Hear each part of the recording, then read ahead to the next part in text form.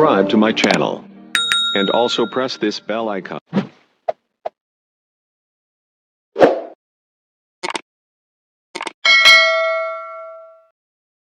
Bodi ya ligi kuu ya Tanzania bara Diarra hatimaye amekwisha kufungiwa na bodi ya ligi. Maandiko yalikuwa ni mengi sana kwa mashabiki wa Simba wakilazimisha ligi ikamilike kwamba Diarra aweze kufungiwa. Na ilikuwa ndivyo vile vile kama walivyokuwa wanahitaji. Kwa mwamba GB64 tuzungumze naye. GB64 kwema? Kwema kabisa. Uko vizuri ndugu yangu? Mimi niko vizuri. Nimesoma taarifa ya bodi ya ligi Diarra amefungiwa. Nimesoma ametenda haki na wengi tulitarajia hivyo. Mpaka leo asubuhi kabla ile taarifa mimi nilisema kabisa kama kweli TFF kamati ya masaa 72 ya bodi ya ligi haikutoa adhabu kwa Diarra, basi mpira wetu tunauweka mahala pabaya, kutokana jana kafu wametoa sawa viwango sawa vya ubora wa ligi yetu imepanda thamani, iko nafasi ya 5 sawa, ikiwa juu ya South Africa namba 4, chini yake kuna nani? Kuna Tunisia. Tunaelewa Tunisia inashika namba 6. Sisi nafasi ya 5, tuna pointi 83. Kwa hiyo moja kwa moja inaonyesha ligi yetu ina ubora wa kiasi gani. Sasa vitu kama hivi vidogo vidogo, umeelewa bwana, tukivifumbia macho vinapoteza thamani ya nini? Ya ligi yetu. Ina maana ule ubora tunaoambiwa inawezekana wakautilia mashaka hata watu wa CAF wenyewe au nchi zinazofanya tunazoshindana nazo, kwa sababu vitendo ni vya aibu. Sawa, ndio maana tukao tunapigia kelele ili swala bodi ya ligi ili waweze kufanya nini, kukaa chini kamati ya masaa 72 iweze kutoa nini maamuzi yaliyokuwa sahihi, kwa sababu Diarra amefanya makosa mengi. Watu wakawa wanatetea kosa la kumzonga muamuzi kwa kosa ambalo muamuzi yuko sahihi. Sawa, kona imepigwa direct, lakini Diarra mechi ilipokwisha alimfuata muamuzi akaanza kumfanyia vurugu, anamfanyia fujo, umeelewa bwana. Baadaye anatoka viongozi wake wakamzuia, mwisho wa siku akawa bado mbishi, anatoka akawaonyesha kidole cha kati baadhi ya nini ya mashabiki pamoja na nini na waandishi wa habari. Kwa hiyo moja kwa moja inaonyesha kabisa ni utovu wa nidhamu, na hata nchi yake hawakumuita timu ya taifa, lakini sababu ni utovu wa nidhamu alioonyesha katika nini, katika klabu yake. Kutokuitwa kwenye timu ya taifa hii ndio sababu. Unajua hizi nchi za wenzetu ni nchi ambazo zinakaa kwenye mstari sana, wale wanamwangalia Diarra kila mechi anayocheza. Kwa hiyo kwa kitu alichokifanya wakaona kabisa kisaikolojia ulikuwa na yuko vizuri, ndio maana wakaamua fanye nini, wamwache.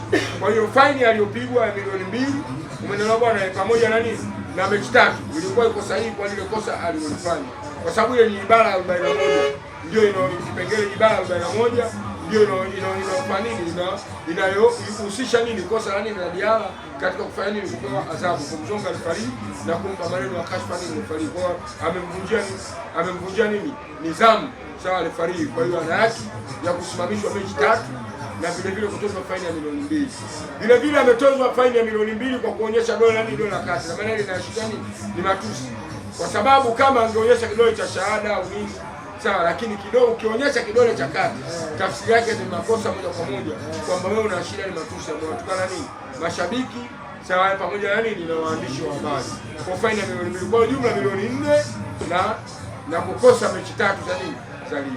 Hii adhabu ambayo Diarra amekumbana nayo, umeona wakati Selemani Mwalimu alisindiwa wana Young Africans walilalamika kwa mechi chache. Kwa upande wao ni mashabiki wa Diarra Simba tena wamejitolea Diarra na mechi 3 moja na faini milioni 2. Sawa. Sasa mimi naona sisi tunaheshimu bodi ya ligi. Simba sio watu wa kulalamika, tunaheshimu maamuzi ya bodi ya ligi, lakini kilichofanyika hapa ni compensation, kwamba Mwalimu alifungua mechi 3 na Diarra akafungua mechi 3 kwa sababu alipiga kelele. Sasa mimi nilitaka Alikamwe na jopo lake waandike tena barua waipeleke bodi ya ligi ili kuoji kwa nini Diarra kafungua mechi 3. Swali lalamika kwa Mwalimu si alifungua mechi 3 kwa lile kosa, na Diarra sasa kafanya kosa zaidi ya hilo, tena makosa mawili, lakini amefungua mechi 3. Sasa kwa sababu wao wanataka kutengeneza mpira wa nchi yetu, waandike barua na ili wakaoji. Swali andika barua Mwalimu mechi 3, Diarra naye mechi 3, waandike barua kwa nini Diarra amefungua mechi 3, kwa nini zisiwe 5. Kwa hiyo adhabu wao mtoka milioni 2 kaona sisi tunaiheshimu bodi ya ligi, kwa sababu wao wamekaa, wao ndio wenye nini, wenye mandate na authority ya kufanya nini, ya kuiendesha hii ligi. Kwa hiyo ile kamati ndio ina mandate yote. Kwa hiyo sisi tumeiridhia, umeelewa bwana, tumeiridhia, umeelewa, kwa sababu hizo sare 5 walizozitoa Diarra yuko golini, Si umeelewa? Sasa hata kama akiwa hayupo bado mambo ni yale yale. Sasa wanaendelea kupigwa. Umeelewa? Kwa hiyo sisi tuko radhi. Hizo mechi tatu tumeelizia, tumeheshimu bodi ya ligi. Sisi hatuandiki barua wala hatupo katika nini? Katika jambo la kuipinga bodi ya ligi. Kwa sababu bodi ya ligi ndio wenye mamlaka na kuendesha juu ya ligi. Basi sisi tumelizia. Sisi nani sisi? Kama bodi ya ligi imeamua sisi watu wa Simba ni nani? Kwa sisi watu wa Simba ni watu wa mpira. Faini inamtosha hiyo ya milioni 4 na vile vile hizo mechi tatu zinamtosha. Hivi ukiangalia sasa wewe ni mtu wa football. Yanga Africans bila Diarra kwa mechi hizi tatu. Inakwenda kuwa Yanga Africans. Yanga bila ya Job. Bila ya nani? Dickson Job pamoja na nini na Baka. Umeelewa? Yanga imeyumba. Sasa Yanga bila Diarra. Dickson Job pamoja na nini? Unaona kwa kile itakuwa. Hizi mechi tano hizi mechi tano alizocheza Yanga kapoteza suluhisho. Man of the match ni Diarra. Sasa Diarra alipo anapofikia kinatokea nini? Hivi sepo alizozifanya Diarra siku ile na Simba, sepo alizozifanya juzi hapo mechi ya mwisho na wale nani na Mtibwa. Sasa imetokea Diarra yupo hapo, usipatikane mipira kama ile na Baka yupo, Jopo yupo. Yanga anaenda kupotea katika hizi mechi tatu. Yanga inawezekana akapotea mechi zote. Baba huoni Yanga Afrika sasa ipata matokeo katika mechi. Nakwambiaje, Diarra ndio elizi ya Yanga. Elizi haipo, kazi itakuwepo. Hebu ajaribu siku moja Diarra sio hapo acheze na Simba. Wanafungwa goli nane. Huyo jamaa ni mchawi, sio masiara. Diarra Fuadi mipira wanampelekea wenyewe. Umeelewa? Alafu licha ya uchawi ni golikipa. Yaani sio nasema mchawi ni mchawi, yaani mchawi katika kufanya save.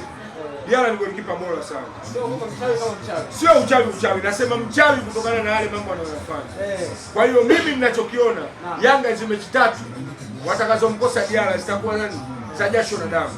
Kuna mechi ya kwanza hapa Aprili 4, Yanga Africans na Prison. Ya pili Yanga Africans na Mbeya. Zote Yanga Africans anakuwa nyumbani. Lakini ya tatu ni Yanga Africans na KMC Aprili 19. Zote Yanga Africans anakuwa nyumbani. Kuna mechi yote hapa ambapo unaona Yanga Africans inaweza ikawa mechi na Prison. Kwanza na Prison. Mechi na Prison mechi itakuwa ngumu. Sababu Prison wanafika golini. Mechi na Mbeya City mechi itakuwa ngumu, Mbeya wanafika.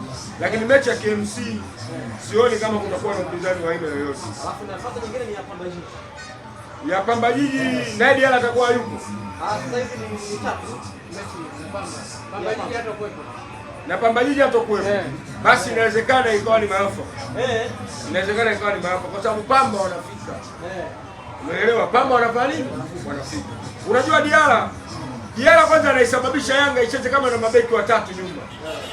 Yanga akicheza na mabeki watatu, maana yake ukiongeza na Diarra anacheza na mabeki wanne.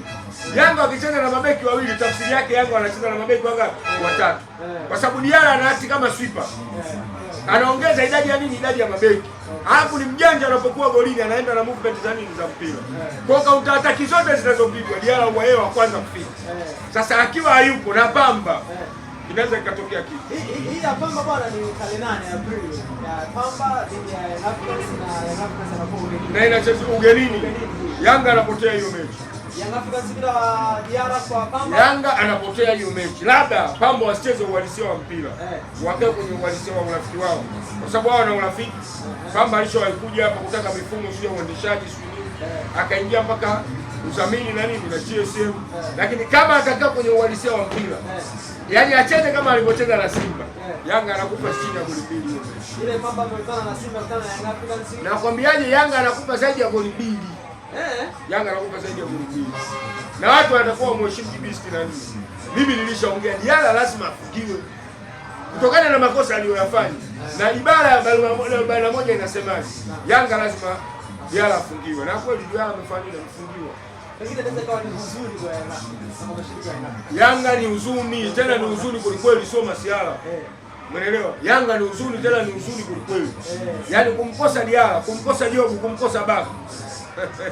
Beki ya Sinki na Mwamnyeto. Yanga ni huzuni. Tena kwa upande wa mwamuzi mwamuzi naye ameshushwa daraja kwa tukio ambalo ameshindwa kuchukua maamuzi kile kama kimefanywa na Diarra. Kwa upande wako umepokeaje? yule refari ilikuwa ni sahihi. Refari alitakiwa atoe kadi, lakini aliyemzuia pale mwingine alitakiwa apewe adhabu ni Mwamnyeto, sababu Mwamnyeto alimzuia yule refari asitoe kadi. Ile kadi ilikuwa ishatoka kidogo, Mwamnyeto ndo akaja akaizuia ile kadi, lakini Luzengwa mwamuzi alitakiwa atoe, ampe Diara na atoe kadi tena, ampe nani? Ampe Mwamnyeto, kwa sababu kamzuia. Sawa, mwamuzi asitoe nini? Asitoe kadi. Kwa hiyo kushushwa daraja yule ana haki, si umeelewa? Ana haki kwa sababu kadi zilikuwa zinatoka za upande mmoja, si umeelewa? Kwa hiyo ana haki, yaani ni haki yake kabisa, kwa sababu ameshindwa kuchukua maamuzi yaliyokuwa sahihi. Haiwezekani mchezaji akuzonge namna ile, akufanyie vurugu, akutukane, alafu anakuonyesha vidole, anakutia mpaka mdomo kamati, alafu unashindwa kutoa kadi. Kwa hiyo refari alikuwa na mapenzi.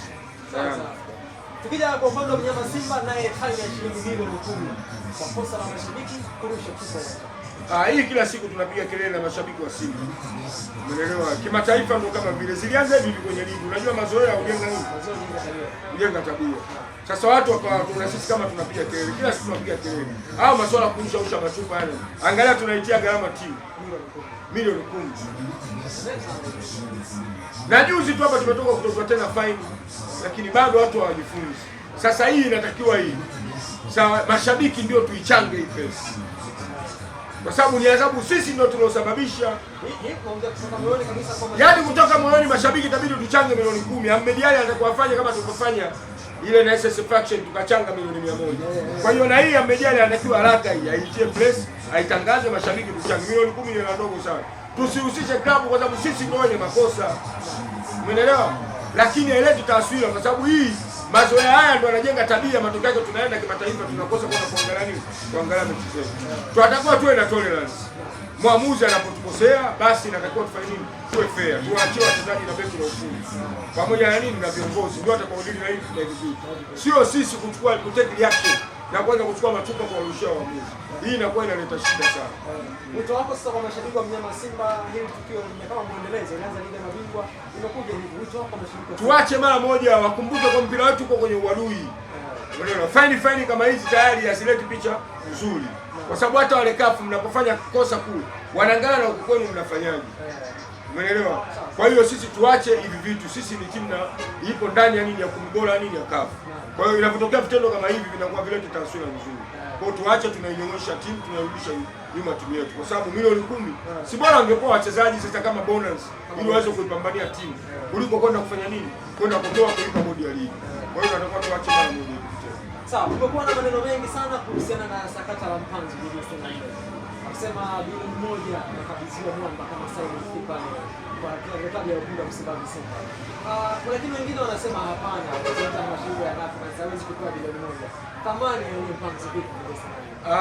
Unajua Yanga ndio walivyo. Yanga thamani ya Mpanzu wameikuza wao. Si umeelewa? Wao ndio waliosababisha mpaka Simba atoe bilioni 1. Kutokana na maneno yao ya kutaka kufanya kutaka kumluguni nani? Mpanzu. Kwa Yanga ndio wanafanya nini waliosababisha. Kwa hiyo kupoa bilioni 1 ni sahihi. Ni haki yake. Kutokana na uwezo. Kwanza mimi naona kama tumempa kama zawadi kutokana na kile alichotufanyia msimu wa mwaka jana. Si umeelewa? Mwaka jana amefikisha timu finali, unaachaje sasa kumsajili kwa bilioni 1 huko? Tena Simba imechelewa. Ilitakiwa pale alivyomaliza tu ile finali. Alitakuwa Mpanzu ongezwe mkataba tena kwa thamani kubwa. Si umeelewa? Hii kupotea kwake ni maneno ya watu. Na kutokana na nini? Madhira aliyomkuta, kufiwa na mtoto sio kitu kidogo.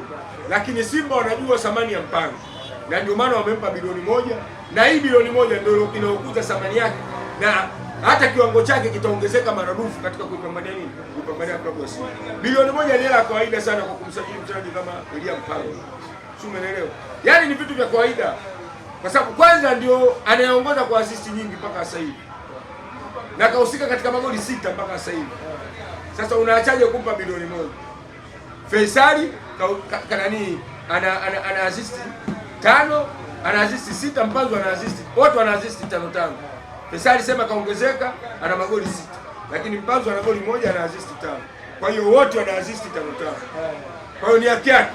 Ameipambania Simba mwaka jana na mwaka huu anaendelea kuipambania. Kwa kuwa bilioni 1 ni hela ya kawaida kwa miaka miwili. Sawa, tumalize na hili Julio 64. Na baada ya international break kuna michezo hapa na nataka kuzungumzia mchezo tarehe 5 dhidi ya Azam Football Club, Mzizima Dabi, Dar es Salaam Dabi.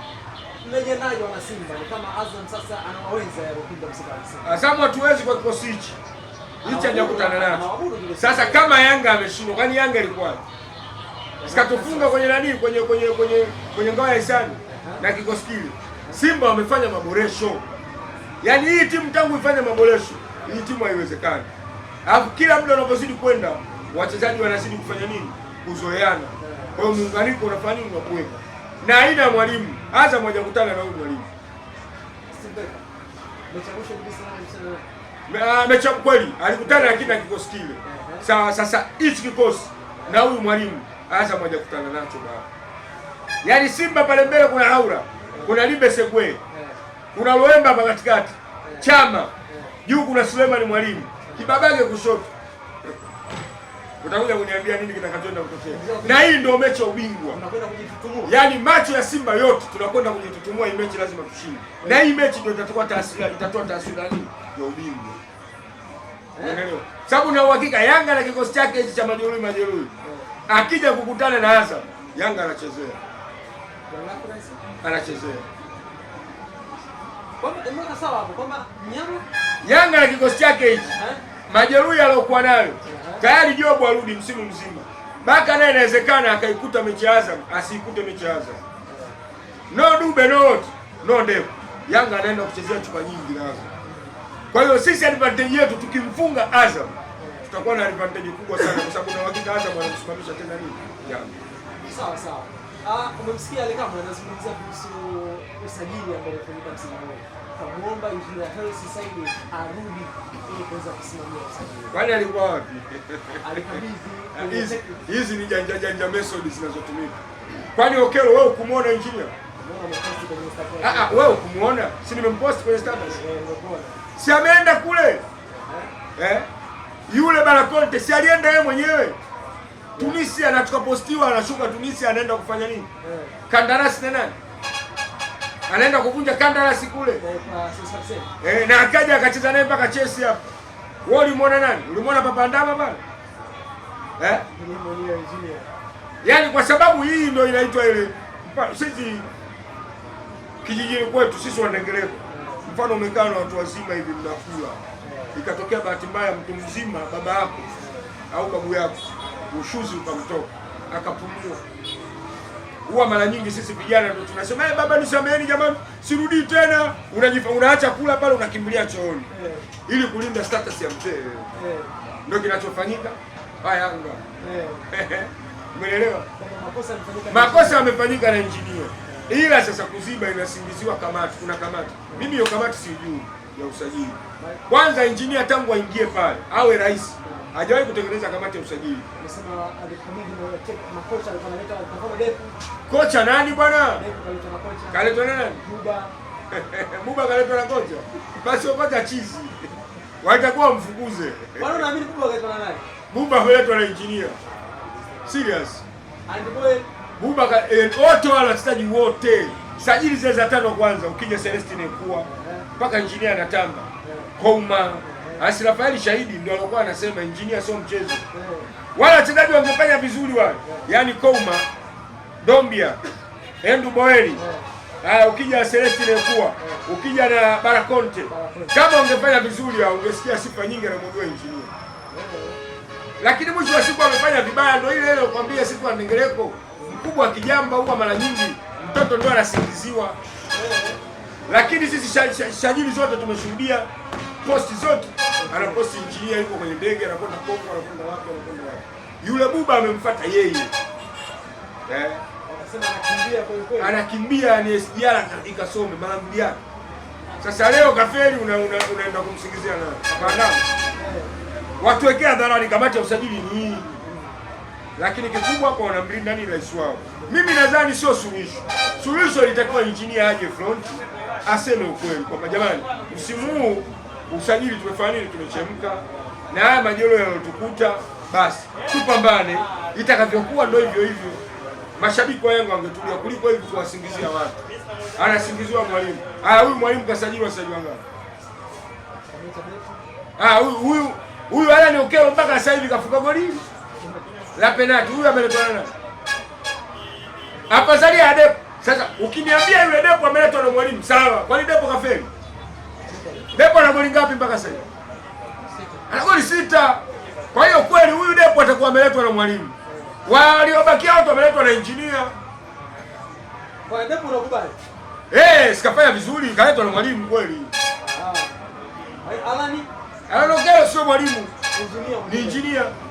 Tumemwona kule yeye ndo kaenda kwa Chitende, ndo kaingia mkataba mpaka jezi sikamkabidhi yeye. Mpaka Chitende jezi anamkabidhi, clip zipo huko. Ana goli moja mpaka sasa hivi, assist 2, goli moja. Mchezaji ambaye aloletwa kwa kelele nyingi kwamba ndo anakuja ya ndo X Factor. Walimuita X Factor. X Factor matokeo yake sasa hivi hamna kitu. Shukrani sana. Asante sana.